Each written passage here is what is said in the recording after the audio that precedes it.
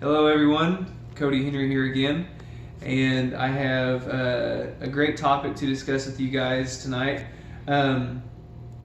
So my title of my message is Attacking Fear with the Confidence of God.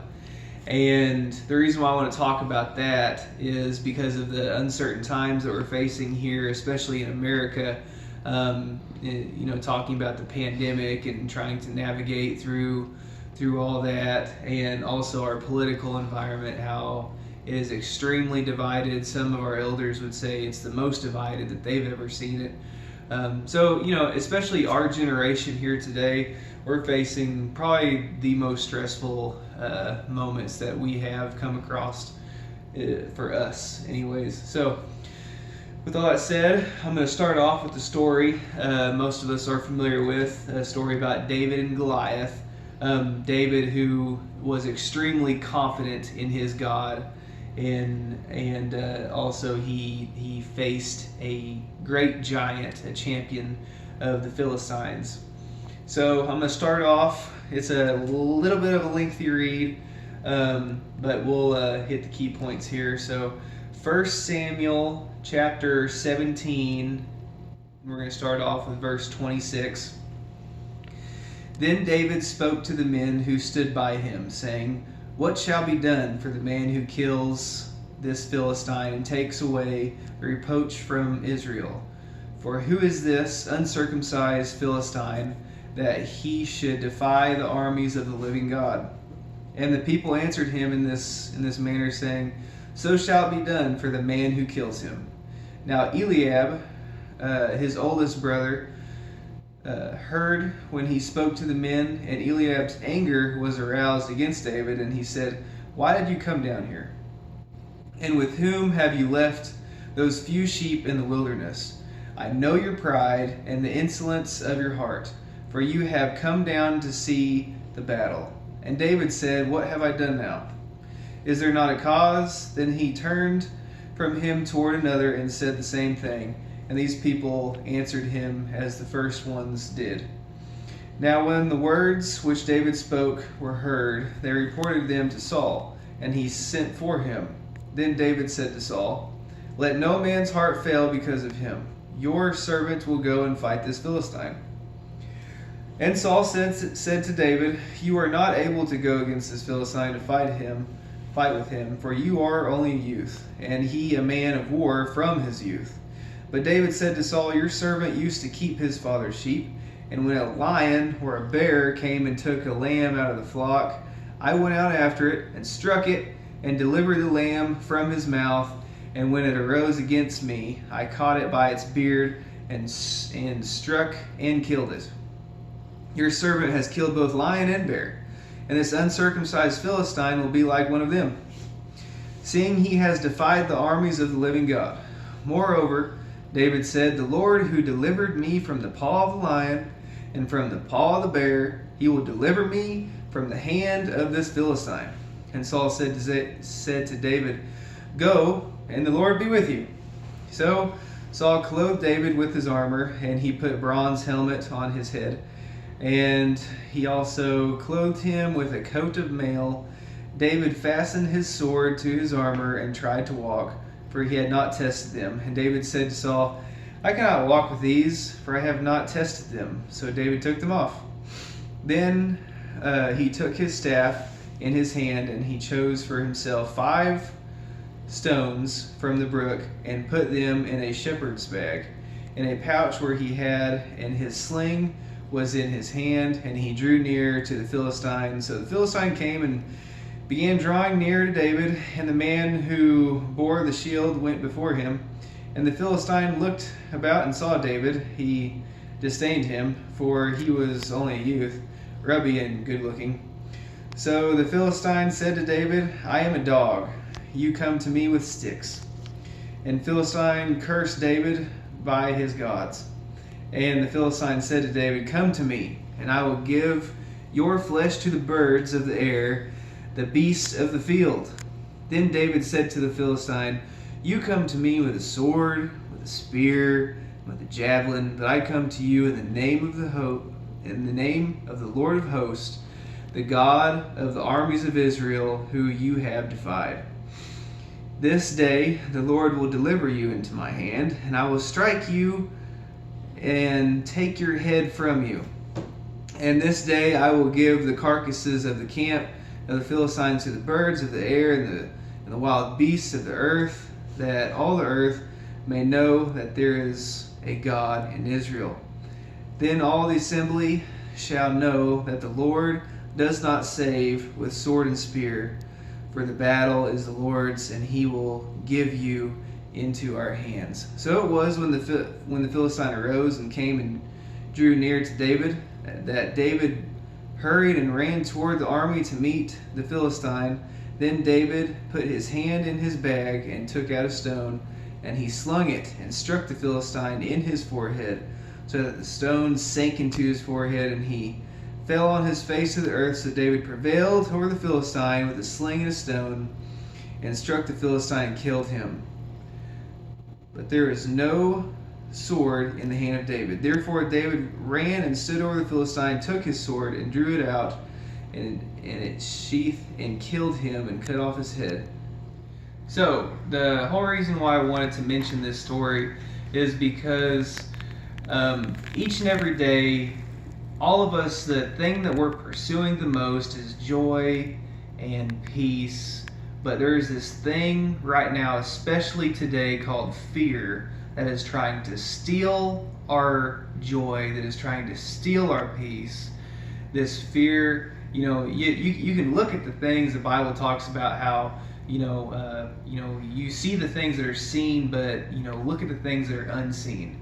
So we can see what's happening with the pandemic, we can see everything that's happening with politics, but there's a spiritual battle behind all of that is taking place. And that's what I want to talk about right now. There is such a strong attack from spiritual wickedness in our country, in our world, and there is a spiritual giant in our midst that is just wreaking havoc in our country, in our people, causing division, causing fear, and he is just standing over us, doing everything that he can to make us feel totally unconfident, to make us lose sight. And I think especially God's people are just sick of it. They're fed up, they're through, they're done. They want their joy back. They want to fight for it. They want to take it back. They're sick of it. They're sick of the worry, the concern. They want to do. They want to stand firm and get back to where they were. And we're supposed to be a Christian nation, but even we sometimes forget the confidence that we have in a powerful, mighty God. And even whenever David was with the Israelites, God's chosen people, he was with them, fighting alongside them. He mentioned fighting for God and God, standing up for God and His people. And even they were fearful. They're like, "What are you talking about, David? Like, are you crazy? This guy, this giant that we're facing he's too big. We're no match for him." But David knew the men of God before him that had fought battles. They knew Moses. He knew Moses. He knew what he went through. He knew that he split the sea. He knew that he brought God's people out of bondage. He knew Abraham. He knew that the confidence in God's word that Abraham had. So everything before him, and I'll also go back to 1 Samuel 17:34 and 35. But David said to Saul, "Your servant used to keep his father's sheep, and when a lion and a bear came and took the lamb out of the flock, I went out after it and struck it and delivered the lamb from its mouth. And when it arose against me, I caught it by its beard and struck it and killed it." Now you could compare the lion and bear to fear itself if you look at it in the spiritual sense. But David knew the confidence he had in God, and he knew that God was going to help him deliver this fear away from his field. And also, verse 37, it says, "Moreover, David said, the Lord who delivered me from the paw of the lion and from the paw of the bear, he will deliver me from the hand of this Philistine." So what he is saying is, I don't care what is before me. I don't care what obstacle I am facing right now. I know what God has done for me in the past. I know the things that he has delivered me from. I know the things that he has brought me out of. So I'm going to testify on that. He has brought me through these battles, so he's going to bring me through this one again. It doesn't matter how big of a battle I'm facing. It doesn't matter what uncertainty there is. I know what God has done for me, so he's going to do it again. And David, I mean, he's like the epitome of confidence in this story. His confidence in the Lord, he boldly proclaims that God is mighty, and he's going to help me get through this. He is not fearful at all, to say that. And also, 1 Samuel 17:44.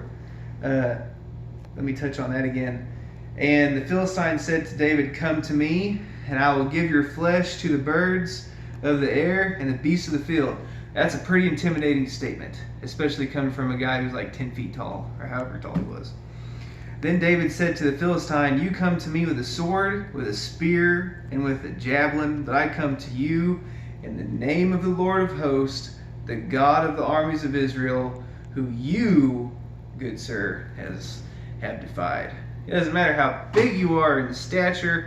It doesn't matter what kind of tools that you come trying to fight against God's people. God is way bigger than you, sir. He's way, way bigger than you. Yeah, so this is not the first time that humanity has faced a crisis like this. Dealing with pandemic and politics, throughout history, we've faced many things before. The good thing is people start seeking God in moments like this. They start to question their faith, their spirituality. Like, is there a God? I really need to build my relationship with Him.